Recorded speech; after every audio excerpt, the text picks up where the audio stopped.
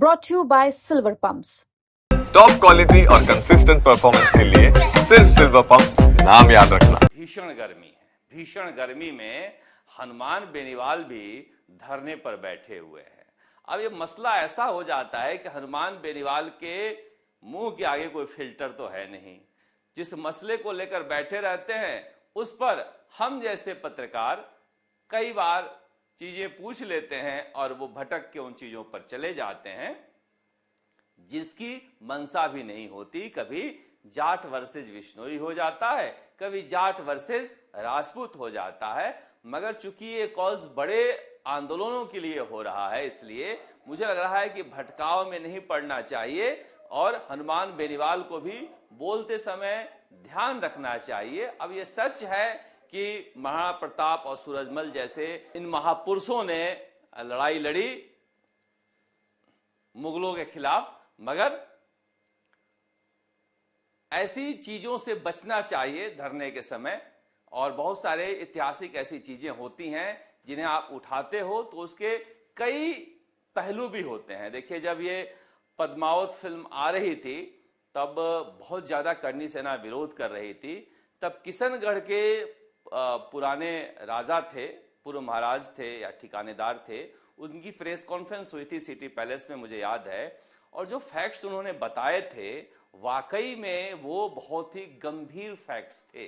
अब इस पर तो राजपूत समाज एतराज जताता है कि हमारी किसी बेटी से शादी हुई थी या नहीं हुई थी, अकबर की या दासी थी, मगर उन्होंने कहा था कि अगर हुई भी थी तो आप समझिए कि हिंदुत्व को लेकर इतना बड़ा बलिदान जितना राजपूताना राजस्थान ने दिया है इस धरती पर पूरे भारतीय उपमहाद्वीप में किसी ने नहीं दिया होगा। वरना अफगानिस्तान और पाकिस्तान की तरह यहां भी इंशाअल्लाह अल्लाहू अकबर होता। ये संधि स्थापित करके उन्होंने कन्वर्जन को बदला। अफगानिस्तान और पाकिस्तान के बाद पहला नंबर राजस्थान का था। सुल्तानों के शासन में भयानक रूप से धर्म परिवर्तन किया जा रहा था, मगर अकबर के साथ संधि स्थापित कर हिंदुओं की जनसंख्या को राजस्थान के राजपूतानाओं ने बचाया था। इस फैक्ट से कोई इंकार नहीं कर सकता। तब उस समय उन्होंने प्रेस कॉन्फ्रेंस करके ये बात कही थी। इसलिए पुरानी चीजें बहुत तरह की होती हैं, देश काल परिस्थितियों में चीजें घटित होती है, उन्हें अब ऐसाई परीक्षा के समय निकाल कर लाना कोई अच्छी बात नहीं है। मुझे लग रहा है कि हनुमान बेनीवाल की मंशा भी ऐसी नहीं रही होगी कि मुद्दे से भटके वो, क्योंकि उन्हें भी अब सभी जातियों की जरूरत है राजनीति करने के लिए। पर धीरे धीरे ये मसला अब दब रहा है। मुख्य मसला ऐसाई परीक्षा को लेकर है। अब लौटते हैं दूसरे मसले पर। ये नरेश मीणा की गिरफ्तारी 6 महीने के आसपास हो गई और नरेश मीणा जब आज आए टोंक कोर्ट में तो उन्होंने कहा कि ये भ्रष्ट जुडिशरी का सिस्टम है, बिना चप्पल जूते के आते हैं ये कोर्ट में, प्रण ले रखा है कोई। हालांकि चेहरा गोरा और लाल हो गया है क्योंकि गर्मी बाहर बहुत ज्यादा है, कम से कम अंदर राहत तो होगी, पर उनके चेहरे पर गुस्सा था, दिल में भी गुस्सा था कि भ्रष्ट सिस्टम है जिसकी वजह से न्याय नहीं मिल पा रहा है। जाति और धर्म को दूर रखकर न्याय करने के लिए ही आंख की पट्टी जो है न्याय की देवी के चेहरे से हटाया गया था। उनका आक्रोश वाजिब भी है, मगर जुडिशरी का इस तरह का एक सिस्टम है कि तारीख पर तारीख मिलती रहती है। अब 30 मई की तारीख गई। आज जो है चार्ज को लेकर बहस हुई। चार्ज में एक है समरावता में हिंसा और आगजनी की और दूसरा है एसडीएम को थप्पड़ मारने की। ये 2 संगीन चार्ज हैं जिस पर बहस हुई। अब फैसला जो है 30 मई को आएगा।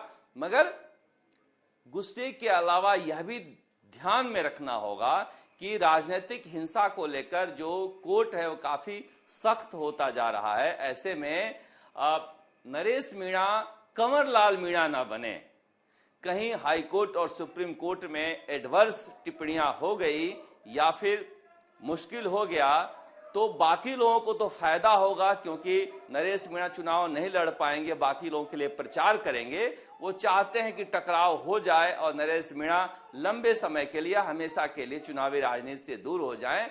मगर नरेश मीणा का परिवार चाहता है कि किसी भी तरह से ये कंवर लाल मीणा की राजनीति पर नहीं जाएं, जहां पर वो गए हैं सुप्रीम कोर्ट में राहत पाने के लिए, मगर वो तो सरकार साथ है इसलिए राहत मिली हुई है। नरेश मीणा को जल्दी से जल्दी जमानत मिलनी चाहिए और सरकार ने अगर कोई उनके माता पिता से बातचीत की है तो फिर उसका प्रतिफल भी दिखना चाहिए। मगर जुडिशरी सिस्टम में कई बार पीपी होते हैं, जज साहब होते हैं, कई तरह के बाहर के फैक्टर भी होते हैं। बीजेपी में भी दो धड़े हैं, जो एक धड़ा चाहता है कि नरेश मीणा निकले, एक धड़ा चाहता है नरेश मीणा नहीं निकले।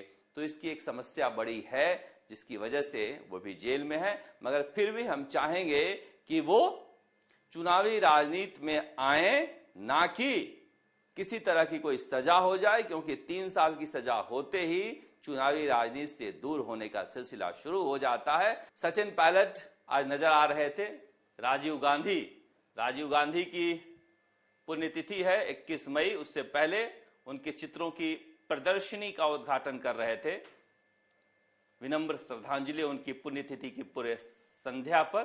राजीव गांधी वो राजनेता थे, वो स्वप्न दृष्टा थे, जिन्होंने इस देश को एक अलग ढंग से दूरसंचार की क्रांति और आईटी की क्रांति की तरफ लेकर गए थे, जिन्होंने पहली बार सिस्टमैटिक रूप से, संस्थागत रूप से भ्रष्टाचार पर चोट करने की हिम्मत की थी। हालांकि घेर लिए गए ऐसे मुद्दों पर जिसकी जांच पता नहीं कितनी गैर कांग्रेस की सरकारें रही, मगर नतीजा सिफर निकला। उस